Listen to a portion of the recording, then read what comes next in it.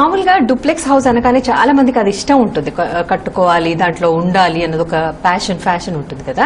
So అలాంటి వాళ్ళు దాంట్లోకి వెళ్లి అంత ఇష్టంగా కట్టుకున్న తర్వాత దాంట్లోకి వెళ్ళిన తర్వాత ఆర్థికంగా కృంగిపోవడం జరుగుతూ ఉంటుంది. అసలు దీనికి కారణం ఏంటి అంటారు? అమ్మా, డూప్లెక్స్ హౌజులు అనేది అందరికీ వచ్చి పాట రావు, ప్రధాన విషయం. అయితే డూప్లెక్స్ మనకు అచ్చుపాటు వస్తుందా లేదా అనేది ముందుగా తెలుసుకోవాల్సిన బాధ్యత కూడా ఉందమ్మా. అంటే మీలాంటి వాస్తు నిపుణులు అది కనుక్కుని అప్పుడు వెళ్ళడం బెస్ట్ అన్నమాట. అయితే డూప్లెక్స్ లో ఎందుకు అచ్చుపాటు రాదు అని మన వాస్తు పరిశీలన చేస్తేనమ్మా, వాళ్ళు ఏం చేస్తారంటే డబుల్ స్లాబ్ వేస్తుంటారు. ప్రధాన అంశం చెప్తున్నాను, డబుల్ స్లాబ్ వేస్తారమ్మా.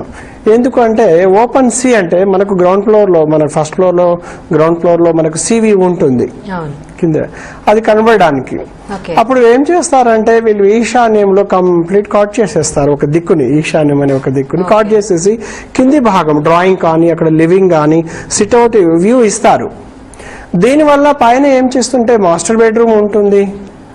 అదే విధంగా ఈ సివి ఇవ్వడం ఏమిటంటే అష్టదిక్కుల ఈశాన్య స్థానం కట్ అయిపోతుందమ్మా. ఈశ్వరుడు అనుగ్రహం లేకపోవడం కూడా ఒక కారణం. అందువల్లే అలా అవుతుంది అంటారు.